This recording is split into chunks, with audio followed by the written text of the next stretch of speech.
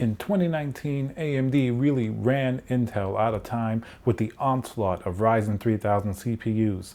Intel, however, is still responding here and there, even if it's not as effective. There are now rumors of a 22-core X299 HEDT processor coming out to compete with Threadripper. It's a lower core count, so is it going to be enough, and does Intel have anything else in the pipeline? Let's talk about it.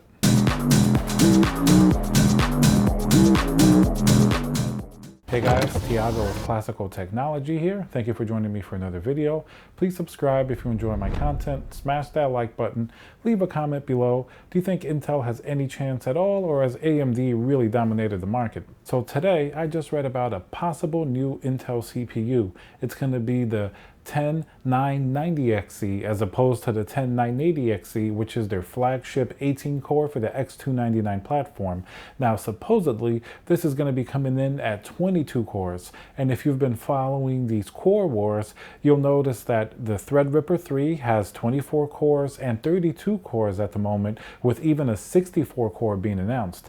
So now 22 cores doesn't seem like it will be quite enough. Back a few years ago, a lower core count Intel CPU a lot of times was superior in certain cases like gaming, because it was able to just have a higher clock. But AMD has really been catching up on that end of things as well. So their higher core count CPUs, the Ryzen 3950X, is also fantastic for gaming. So there aren't too many compromises there. Of course, the Threadripper and even the X299 22 core, they're not necessarily made for gaming at all. They're mostly meant for content creation and multi-core process workloads.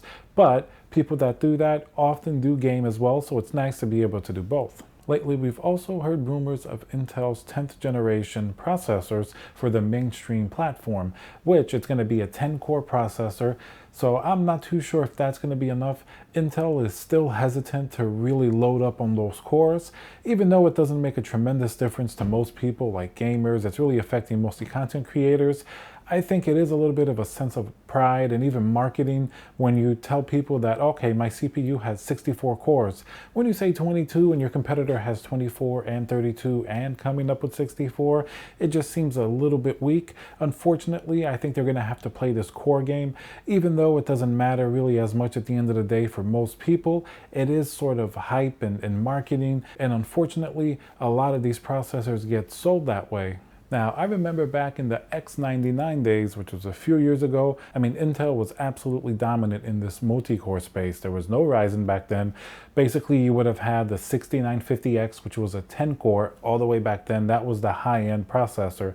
Now, it looks like Intel wants to make the mainstream a 10-core, while Ryzen has a 12-core 3900X and a 16-core 3950X. So I don't really think a 10-core is going to push it. I mean, of course, it probably is going to have a higher boost clock than the Ryzen processors. There are even rumors that it may be hitting 5.3, like a thermal velocity boost, which is actually pretty incredible, and in certain games and applications, definitely will still be king of the hill. But in general, AMD has really caught up, and if it's optimized well enough, it can really overtake Intel in a lot of these cases as well. So I'm not sure that even a 22-core CPU is going to be enough to take on AMD, unfortunately, at this time, because even their mainstream 3950X is brushing up against that number already, not too far off performance-wise, and their Threadripper is pretty much annihilating it. And considering that the 18 core is already $1,000, this 22 core is going to have to be at least in that $1,200 to $1,300 range, which it gets awfully close to the 24 core Threadripper and to the 32-core Threadripper, which is about $2,000. So now at least Intel is releasing something higher end to try to get close to that.